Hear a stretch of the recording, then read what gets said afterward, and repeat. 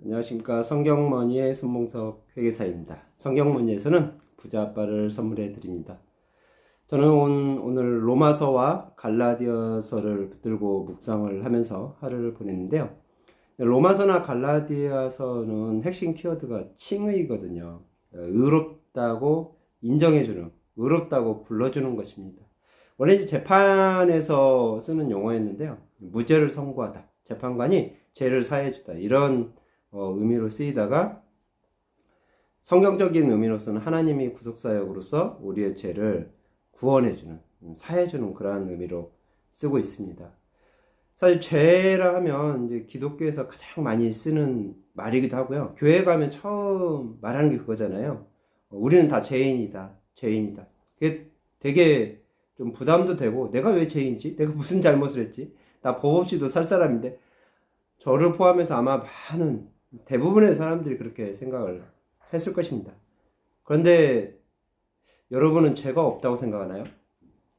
사실 율법의 이제 목적이 숨은 죄까지도 다 드러내서 모든 사람들을 사실 죄인으로 이렇게 드러내는 그러한 역할을 하는데요. 그러니까 율법은 어떻게 보면 죄인들을 그리스도께로 인도하는 초등교사 역할을 한다고 그래요. 그러니까 내가 율법이 없다면 내가 무슨 죄를 저질렀는지 잘 모르는 거죠. 근데 율법을 보니까 내가 죄인이었구나. 이 죄를 사함받는 거는 그리스도께로 가는 거구나. 이걸 이제 느끼게 해주는 겁니다. 저 같은 경우 제가 굉장히 모범적으로 자랐고 학교 다닐 때부터 공부하고 선생님 말씀 잘 듣고 부모님 말씀 잘 듣고 이런 인생을 제가 살아왔다고 생각했거든요. 그런데 몇 년 전에 제가 재판에 연루되면서 세무조사를 받고 검찰 조사를 받고 재판에 연루되면서 한 3년 이상을 그렇게 지내다 보니까요. 제가 죄인이란 걸 알겠더라고요. 그 재판장에 가고 조사를 받다 보면은 제가 몰랐던 죄까지 다 드러나게 돼 있는 걸 제가 깨달았어요.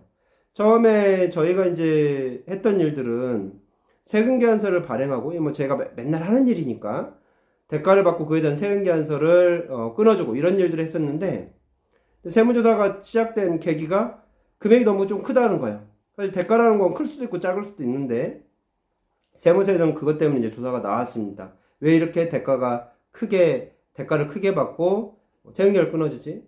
저희는 이제 저희의 부가가치가 높기 때문에 당연히 많이 받고 많이 받는 것이 정당한 대가라고 생각을 했었어요.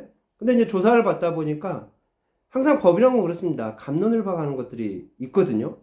세무조사에서는 이 대가 안에는 세금계산서를 끊어줘서는 안 되는, 그러니까 용역 대가가 아닌 것들이 포함됐다. 이렇게 이제 주장이 했고, 저희가 이제 그걸 가지고 싸우기 시작했습니다. 그런데 이게 이제 갑자기 검찰 조사로 넘어가고, 검찰 조사에 이제 거치면 이제 재판으로 넘어가거든요. 이런 재판을 하면서 제가 뭐를 잘못했는지 알게 되기 시작했어요. 내가 너무나 공격적으로 이걸 해석했구나. 이 갑론을 박하는 어떤 율법이라는 것들은요, 법으로 모든 세상을 규정할 수 없기 때문에 세상의 복잡한 어떤 일들을 법의 잣대로 해석하다 보면 사람의 판단 기준 다 다르다는 걸 알게 됐어요. 우리도 그렇잖아요. 하나의 사안 가지고 사람들의 생각을 들어보면 생각들은 다 다릅니다. 법도 그러거든요. 법도 아무리 법에 자세히 기록됐다 하더라도요, 자세히 기록했다는 자체가 어떻게 보면 족쇄가 되는 경우도 많습니다. 또 이 모든 복잡한 세상을 법에다, 율법에다 다 기록할 수도 없어요. 그러면 이 사항을 가지고 판단하는 그런 기준들이 율법이 되긴 하지만 판단의 결과는 전혀 다른 결과가 나오더라고요. 그래서 저희가 주장했던 것과 세무서나 검찰에서 주장했던 것이 해석이 다르기 시작하고요. 이러면서 이제 재판이 진행되고, 저의 죄를, 내가 법을 어기려고 의도하지 않았더라도 그걸 해석하는 차원에서 나에게 유리하게 해석을 한다든지, 또는 사회적인 어떤 공익 목적에 좀 반한다든지, 질서를 어긴다든지, 이러면 그게 죄가 된다는 걸 제가 깨달았습니다. 그러면서 3년 이상의 재판 과정을 거치면서 제가 한 일은 그거예요. 회계사로서의 어떤 역할들을 많이 내려놔야겠구나. 그러면서 신학교에도 가고, 또 신학을 공부하면서 사회에 헌신하면서 구제와 봉사사역을 해야겠다. 이런 이제 생각을 제가 했는데요. 법의 준엄함을 제가 깨달았습니다. 법이란 거, 성경에도 율법이라고 말을 하죠. 율법이 없으면 사람들은 자기 스스로가 의롭다고 생각을 합니다. 그런데 법이란 게 있음으로 인해서 내가 뭔가 법을 어기고 있구나. 내가 뭘 잘못하고 있구나. 이걸 깨닫게 됩니다. 법이 있더라도 그 법을 적용하기 전까지는 자기 잘못을 잘 몰라요. 그런데 법정에 서면 자기 죄를 깨닫기 시작하고요. 그게 길어질수록 자기 죄가 더 드러나는 걸 제가 봤습니다. 세상의 법도 이런데 하나님의 법은 얼마나 더 엄격하고 하나님의 법의 잣대에 비추면 우리의 죄는 얼마나 더 많을까요? 사실 세상의 법은 드러나면 그걸 죄라고 합니다. 드러나지 않으면 죄가 아니라고 해요. 우리가 교통 신호를 위반하고 또 교통법규를 위반했을 때 세상의 법은 교통 신호 위반한 것만 가지고 딱 바로 정죄를 하지는 않습니다. 들키지만 않으면. 들키면 한 5만 10만째 딱지 끊기고요. 똑같은 잘못했다 하더라도 사람을 죽였냐 안 죽였냐에 따라서 죄의 어떤 적용은 전혀 다릅니다. 그런데 사실 의도는 똑같았거든요. 신호를 위반했는데 어떤 사람은 사람을 죽였고 어떤 사람은 사람을 죽이지 않았어요. 그냥 신호 어떤 카메라도 찍히지 않고 그냥 지나갔습니다. 하나님의 법에서 보면 아마 두 가지 다 거의 비슷한 죄를 물지 않을까 싶어요. 그런데 세상의 법은 전혀 다르죠. 들키지만 않으면 죄가 없다고 생각하는 경우가 많습니다. 율법의 역할이 여기서 나오는데요. 로마서와 갈라디아서의 핵심은 칭의이기도 하지만 복음이기도 합니다. 하나님의 복음, 또 세상의 복음. 복음이란 단어는 좋은 소식, 기쁜 소식입니다. 우리는 기독교에서 복음이라는 얘기를 많이 쓰지만 사실 로마 시대에서는 황제의 복음이라는 게 있었어요. 그러니까 세상의 복음이 있었습니다. 세상에도 기쁜 소식이 있거든요. 우리가 세상에도 어떤 기쁜 소식이 있나요? 돈을 많이 번다든지, 명예를 얻는다든지, 유명이 된다든지, 권력을 얻는다든지, 성공을 한다든지. 이런 것들이 세상의 복음이었고 로마 시대에서는 황제의 복음이라는 말로 우리에게 많이 있었습니다. 사실 복음은 세상에서 쓰는 용어이기도 하죠. 우리 크리스찬들만 쓰는 복음은 아닙니다. 그런데 어떤 복음이 우리에게 더 많은 평안과 또 위로를 주는지 한번 생각을 해보시면요. 저는 세상의 복음에 취해서 살았었어요. 2005년, 6년, 7년 이때 굉장히 제주도가 부동산 성수기였고 부동산이 성수기니까 부동산 화랑기니까 저희 회계사한테도 굉장히 많은 일이 왔습니다. 그러다 보니까 제가 세상의 돈과 명예와 또 뭐 권력과 이런 것들을 많이 누리게 됐죠. 이건 어떻게 보면 세상의 복음 좋은 소식이었죠. 그 당시에 돌아가 보면 돈도 잘 벌고 직원들도 굉장히 열심히 일을 하고 회사도 커져나가고 자 이것 때문에 유명해지고 그랬습니다. 이게 세상의 복음이었는데요.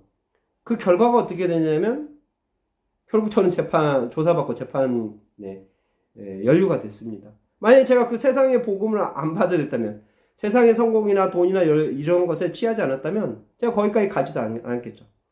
저뿐만이 아니에요. 세상에 성공한 사람들, 유명한 사람들 보면 그 사람들이 성공했고 유명해졌기 때문에 문제가 되는 경우가 굉장히 많습니다. 우리가 말하는 세상의 복음, 로마 황제의 복음이 얼마나 위험하고 얼마나 일시적이고 또 그 결과가 어떻게 되는지를 우리가 직간접적으로 경험을 많이 하시거든요. 세상의 복음은 이렇습니다. 그런데 하나님의 복음은 뭔가요? 우리의 죄를 구해주는 복음이에요. 우리를 성공하게 하고 돈을 많이 가져주고 이런 복음이 아니라 이런 기쁜 소식이 아니라 우리에게 있는 죄성, 우리가 저지른 모든 죄를 하나님이 대신 갚아주신 거거든요. 자기의 몸을 희생함으로써 자기의 가장 소중한 아들을 십자가에 매달려서 죽게 함으로써 그 죄값을 희생하고 갚아주고 그로부터 구원해 주신 겁니다. 그럼으로써 우리가 죄로부터 자유함을 얻은 거거든요. 이 죄사함이 얼마나 소중한 건지는 재판장이 서보면 알아요. 재판장이 안 서보면 남이 나의 죄를 갚아주는 그거를 피부로 잘 못 느끼거든요. 그런데 재판장에 서서 나에게 검찰에서 검사가 죄를 구형하고 판사가 그걸 판결하는데요. 세상의 판결로도 그 죄 형량이 어떻게 되느냐에 따라서 굉장히 내 안위가 좌우되거든요. 형량이 3년이냐, 뭐 1년이냐, 벌금형이냐, 집행유예냐에 따라서 얼마나 기쁨이 오겠어요. 내가 형량이 너무 세게 떨어지면 낙담을 할 거고요. 형량이 적게 떨어지면 굉장히 기뻐합니다. 세상의 법정도 그러거든요. 그런데 하나님이 주신 그 복음은요, 저의 사형죄를 면해준 거예요. 사형죄를. 그냥 단순히 형량 1년, 2년이 아니라 제가 사형에 처해져야 하는데 그거를 저의 아무런 노력 없이, 그것도 하나님의 가장 소중한 것을 희생함으로써 제 죄값을 물어주신 거예요.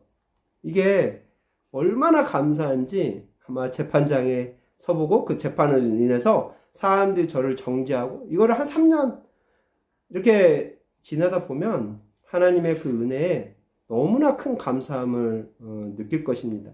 이게 아마 하나님이 저에게 주신 가장 큰 복음이 아닐까 싶습니다.